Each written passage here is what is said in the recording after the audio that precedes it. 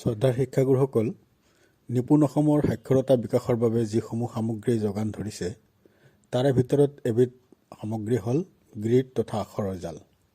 এই আখৰৰ জাল সম্পৰ্কে ভিডিঅ'টো প্ৰস্তুত কৰিছোঁ। আশা কৰিছোঁ আপোনালোক উপকৃত হ'ব।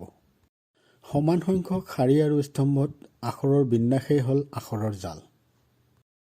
আখৰৰ জাল আমি বিভিন্ন ক্ৰিয়াকলাপত ব্যৱহাৰ কৰিব পাৰোঁ, যেনেকুৱা ছপাৰ ধাৰণা প্ৰদান কৰাৰ কাৰণে, আখৰ চিনাকিৰ বাবে এই আখৰৰ জাল ব্যৱহাৰ কৰিব পাৰোঁ, আখৰ আৰু ধ্বনিৰ মাজত সম্পৰ্ক স্থাপনৰ বাবে এই আখৰৰ জাল ব্যৱহাৰ কৰিব পাৰোঁ, শব্দ চিনাক্তকৰণ তথা শব্দ গঠন আৰু শব্দ লিখনৰ বাবে এই আখৰৰ জাল ব্যৱহাৰ কৰিব পাৰোঁ।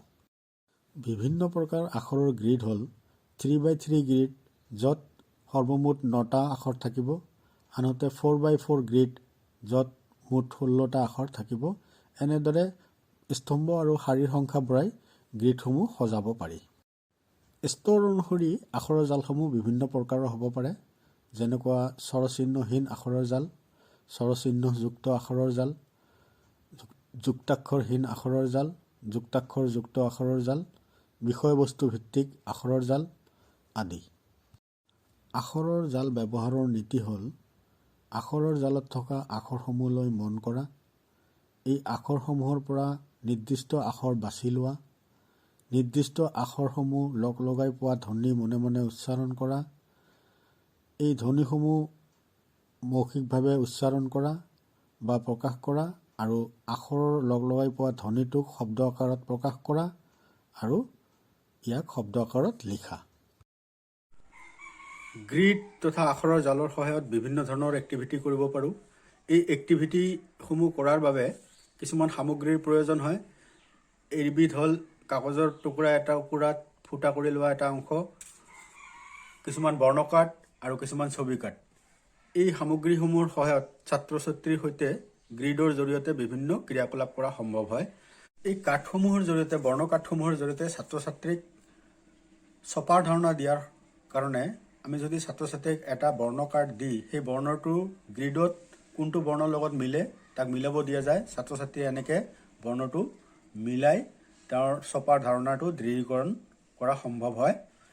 এই কাৰ্যৰ জৰিয়তে আমি ছাত্ৰ ছাত্ৰীৰ আখৰ চিনাকিটো তথা ছপাৰ ধাৰণাক আমি দৃঢ়ীকৰণ কৰিব পাৰোঁ।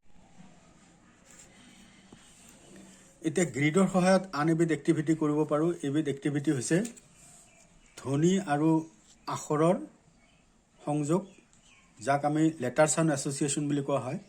ছাত্ৰ ছাত্ৰীৰ হাতত ছবি কাৰ্ড দিয়া হ'ব আৰু ছবিৰ নামটো ছাত্ৰ ছাত্ৰীসকলে যিহেতু জানে, ইয়াৰ ছবিৰ নামৰ প্ৰথম ধ্বনিটো গ্ৰীডত থকা আখৰটোৰ লগত মিলাব দিয়া হয়। যেনেকুৱা আঙুৰ, আৰ লগত মিলাব, অৰ্থাৎ ছাত্ৰ ছাত্ৰীয়ে এনেকৈ আৰ লগত মিলাব আৰু ধ্বনি আৰু আখৰৰ সম্পৰ্কটো তেওঁলোকে বুজি পাব। ধ্বনি আৰু আখৰৰ সম্পৰ্কও তেওঁলোকে বুজি পাব।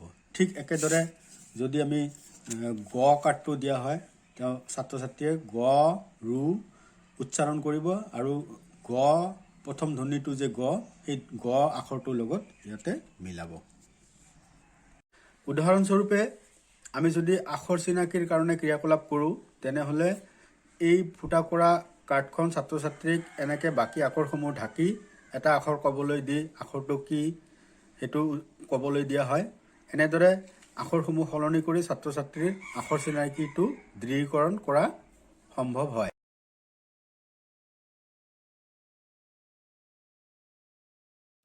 প্ৰথম পৰ্যায়ত ছাত্ৰ ছাত্ৰীক দুটা বৰ্ণৰ সহায়ত শব্দ গঠনৰ কাৰণে ক্ৰিয়াকলাপ কৰিব দিব লাগে। এই ক্ষেত্ৰত ছাত্ৰ ছাত্ৰীয়ে যদি অৰ্থহীন শব্দ গঠন কৰে, তেনে ক্ষেত্ৰত ছাত্ৰ ছাত্ৰীক উৎসাহিত কৰিব লাগে। পিছলৈ এই দুটা বৰ্ণ লগ লগাই অৰ্থযুক্ত শব্দৰ কাৰণে আগবাঢ়ি যাব লাগে। দুটা বৰ্ণৰ পিছত ছাত্ৰ ছাত্ৰীক তিনিটা বৰ্ণৰে শব্দ গঠনৰ প্ৰতি আগবঢ়াই নিব লাগে। এনেদৰে ছাত্ৰ ছাত্ৰীক বিভিন্ন বৰ্ণৰ সহায়ত শব্দ গঠন কৰি তেওঁলোকৰ পাঠোদ্ধাৰৰ ক্ষমতা আয়ত্ত কৰাৰ দিশত ছাত্ৰ ছাত্ৰীক সহায় কৰিব লাগে। ভিডিঅ'টো ইমানতে সামৰিছোঁ। ধন্যবাদ।